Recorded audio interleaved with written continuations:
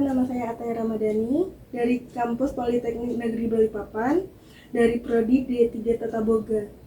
Saya semester 3. Tujuan saya bertemu dengan Ibu Diah mau wawancara terkait bagaimana cara Ibu mengelola catering ini.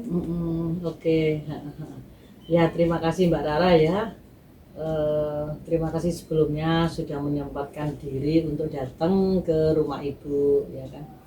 Sebetulnya perkenalkan, nama saya Diah Retnani ya kan. Saya sebagai bertugas untuk mengoperasionalkan catering ini. Catering ini kan merupakan catering keluarga ya. Maksudnya ini didirikan bersama dengan anak-anak. Itu sejak dimulai 2004, tapi untuk pengurusan perizinan dan segala macamnya itu kita mulai 2020 atas nama dengan kita namakan CP Primatania Usaha Bersama ya. Terus kami bergerak di bidang jasa boga ya, khususnya untuk catering. Di samping itu ada juga kriya, yaitu kriya itu hasil kerajinan ya, khususnya di bidang ekoprint. Jadi ada dua ya, yang di bawah naungan CP Primatania Usaha Bersama itu. Jelas ya Mbak ya? Oke, apalagi? Apa tujuan utama Ibu di dalam bisnis ini? Tujuan utama memulai bisnis ini, tujuan utama ya, semua tujuan utama itu kan ibadah ya. Kita memulai usaha catering itu kan dari awal kecil-kecilan ya kan, sudah diniatkan sebagai ibadah. Maksudnya ibadah segala sesuatu ya, kita itu kan ke atas ya kan, tujuan utamanya itu ya kan. Terus tujuan yang lainnya juga bisa membuka lapangan kerja, juga bisa memperoleh profit. Tujuan pertama adalah ibadah ya kan. Kalau sudah kita niatkan segala usaha itu bertujuan untuk ibadah, terus insya Allah sih semuanya bisa menjadi dakwah. Maksudnya dengan kita mendapatkan profit, mendapatkan keuntungan dari usaha ini, kita bisa membuka lapangan pekerjaan, bisa membantu tetangga-tetangga sekitar yang memerlukan pekerjaan. Karena kan yang kebanyakan bekerja sini adalah para single parent ya. Gitu. Ya, alhamdulillah di samping itu bisa harapannya itu kan dengan memperoleh profit, keuntungan, kita juga bisa melangsungkan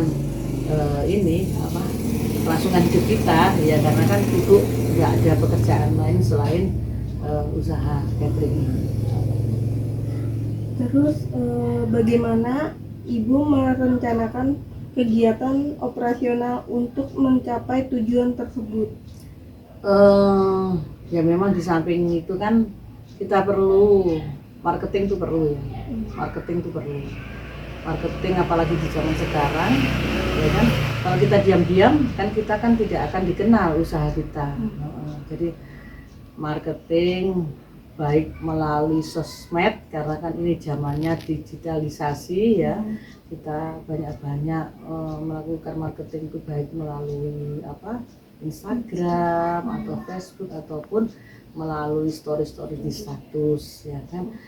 Itu selain itu juga kalau orang sudah merasakan menjadi pelanggan kami ya kan, mereka akan, namanya orang Jawa itu gedok tular, akan menularkan, oh ini loh, ini ada usaha catering di sini, ini begini, dan itu merupakan pemasaran atau marketing yang luar biasa. Kalau dari orang ke orang, dari mulut ke mulut, itu insya Allah itu merupakan pemasaran gitu, dan itu selama ini yang ibu lakukan begitu ya kan.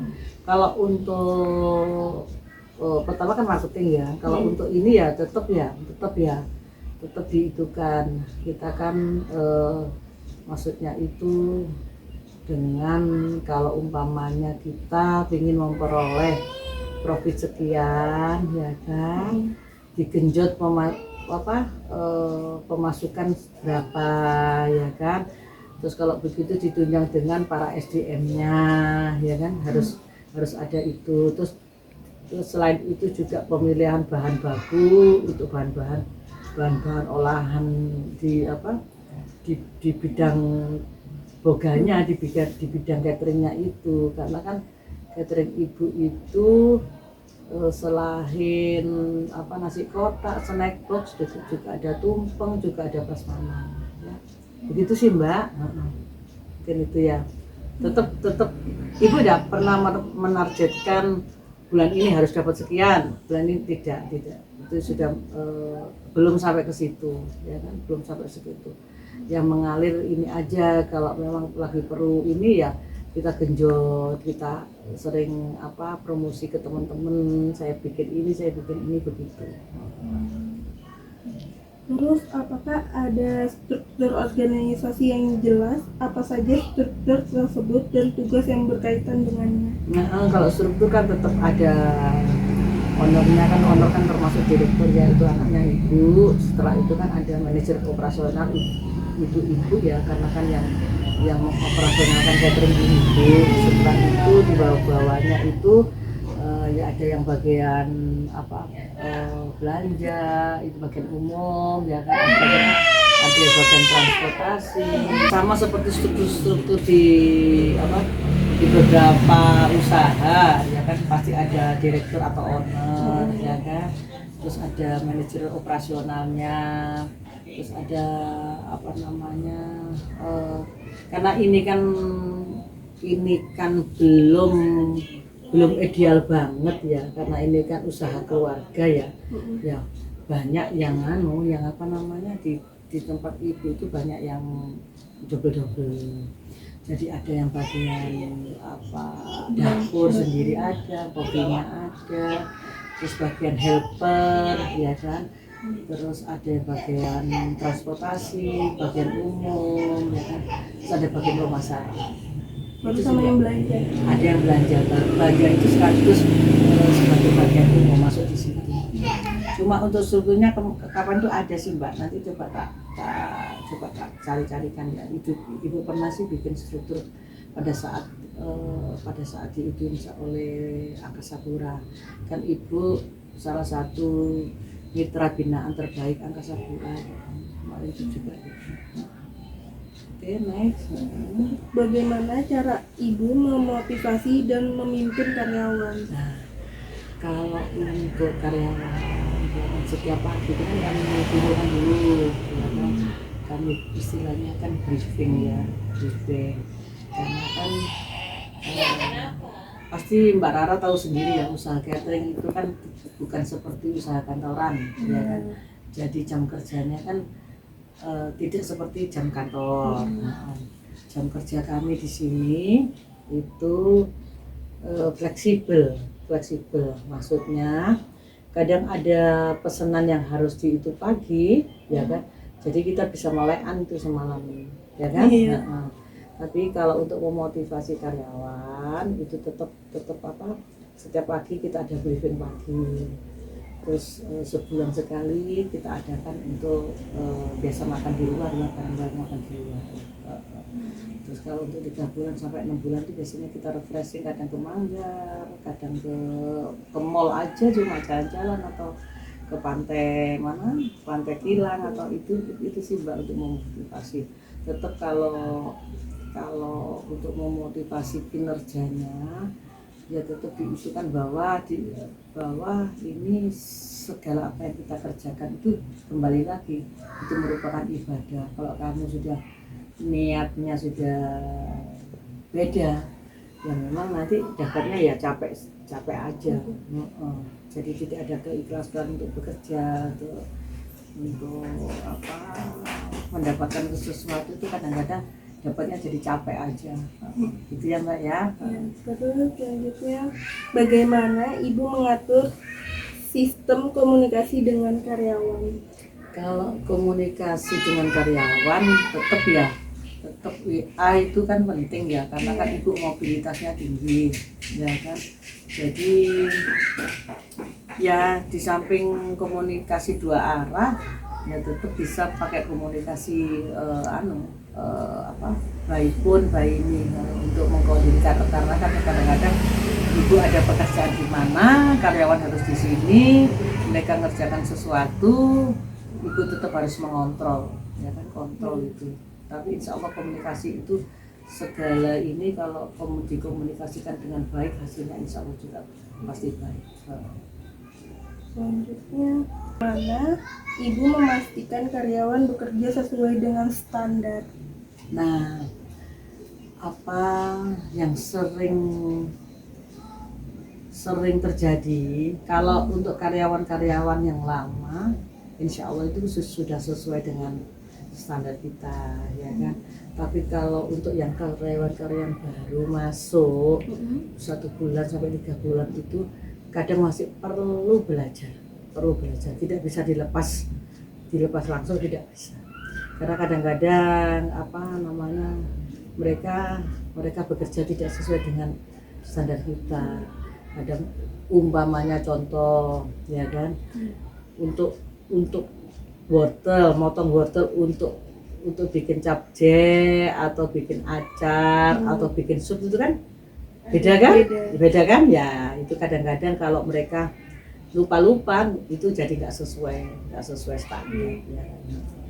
Nah, jadi memang kalau untuk ini ya tetap harus kontrol yang paling penting itu.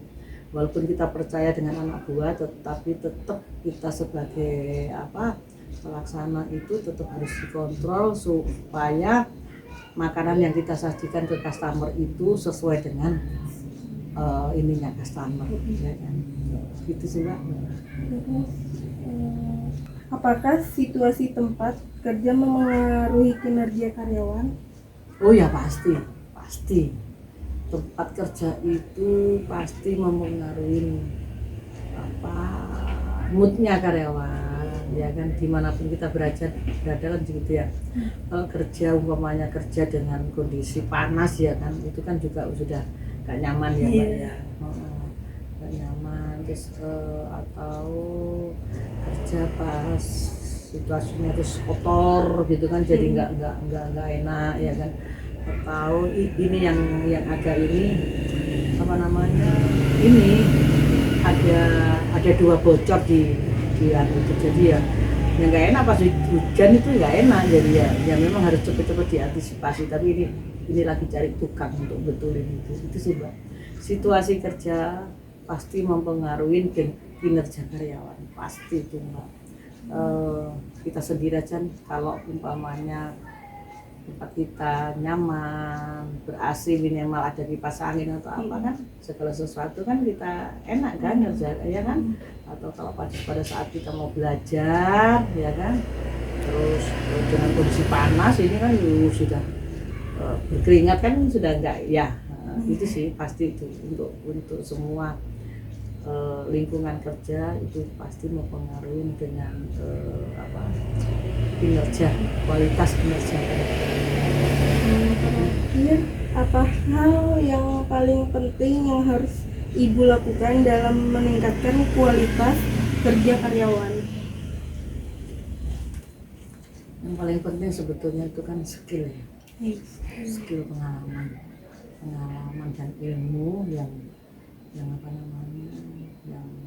ada pada karyawan. Sampai sejauh ini ibu itu banyak karyawan ibu itu kan ya karena kan ibu memberdayakan tenaga di lingkungan rumah ya.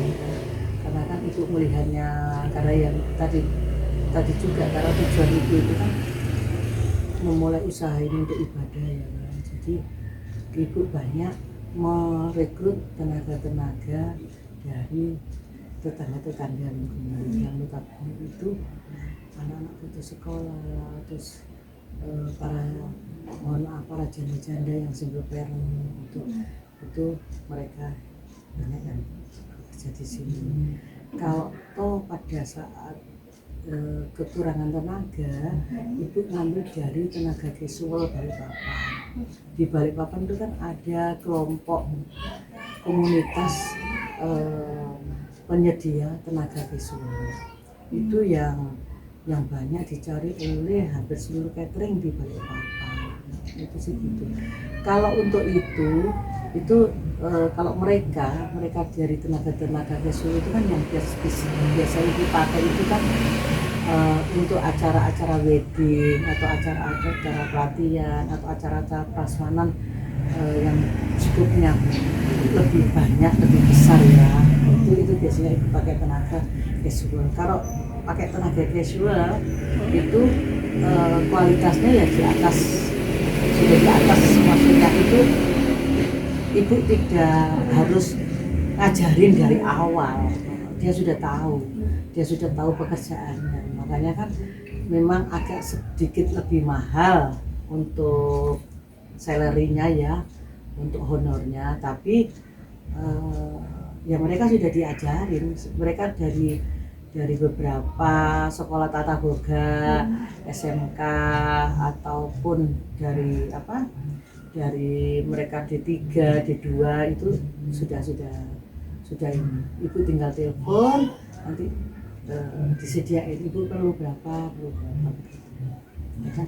Kalau untuk di sini, untuk yang di sini, ibu kadang-kadang mengikutkan mereka untuk pelatihan masak, pelatihan cooking class untuk bikin kue, terus atau bikin menu-menu baru. Sekarang kan kayak seperti zamannya menu Korea ya kan ya, itu mereka kita latih itu. Tapi ya kembali lagi permasalahannya yang ibu ini, kalau sudah mereka pinter ya kan, terus kadang udah itu kan pada luar ya kan, kerja di hotel, kerja di rumah makan mana ya nggak apa-apa, kalau menurut ibu sih nggak apa-apa. Maksudnya itu kamu boleh meningkatkan skillmu, terus meningkatkan inimu ke tempat lain boleh. Atau tetap karena tadi itu sebagai ibadah ya, insya Allah sih, insya Allah jariahnya juga tetap masuk ke itu sih Mbak. Ada lagi mungkin, kalau mungkin monggo, apalagi yang mau ditanyakan? Kalau yang EcoPrint itu ibu sendiri pengen EcoPrint itu ya, ibu itu mengajari 40 orang. Ini beda tata boga ya Mbak ya. Iya. Ibu itu mengajari 40 orang ibu-ibu ya kan di Kelurahan Karangrejo. Karena kan ibu itu di samping usaha catering, ibu itu kan sebagai ketua pemberdayaan perempuan dan anak untuk Kelurahan Karangrejo. Itu seluruh kelurahan itu ada Mbak, ada 34 kelurahan itu ada PPATBM-nya, pemberdayaan perempuan dan anak. Salah satu inovasi yang ibu itu kan itu adalah EcoPrint. Kenapa ibu itu kan EcoPrint? Itu karena mereka biar punya tambahan usaha, tambahan pemasukan income sambil sambil berumah tangga, sambil mengelola keluarganya, sambil merawat keluarganya. Mereka di sela-sela itu bisa mencari tambahan pemasukan. Karena ibu ingin itu para perempuan itu di lingkungan ini tuh bisa mandiri. Maksudnya kalau mereka mandiri ya, dari sisi finansial mereka mandiri, tidak bergantung pada suami, insya Allah itu untuk pelecehan, untuk KDRT di dalam rumah tangga itu bisa dikurangi. Karena mereka punya power. Maksudnya itu bukan mengalahi laki-laki atau mengalahi suami sebagai imam, tidak. Tetap tujuannya mengajari mereka untuk bisa mandiri. Lah hasil yang mereka itu kan nanti itu kan di sini nanti ibu yang masarkan, ibu ikut pameran, banyak, hampir setiap bulan itu 2-3 kali pameran yang ibu ikutin di plaza-plaza atau pameran di hotel-hotel itu. EcoPrint salah satu ini hasilnya itu EcoPrint di keramik itu ya kan. Ada juga EcoPrint yang di media media kain. Iya, media kain itu Saya tahunya yang kain. dari yang sutra ya. Sekarang kan kayaknya sutra banyak. Ini dari daun apa, Bu? Yang mana nak? Yang banyak yang kuning. Yang kuning ini sebentar.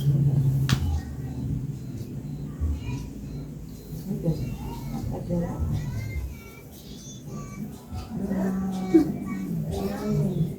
Panggil Bunda. Tunggu Uti. Ini lah. Mangga ya, mangga. Kalau dijualnya berapa, Bu? Di video dulu ya. 500 kalau ini satu. Saya terima kasih kepada Ibu udah diperbolehkan untuk wawancara ke Ibu. Sekian dari saya, terima kasih, Bu. Ya, terima kasih juga Mbak sudah berkenan untuk kesini ya. Sukses untuk Mbak Rara. Semoga menjadi orang yang sukses ya. Ini Mbak Rara ya. Ini cucu saya ini ya. Iya, masuk.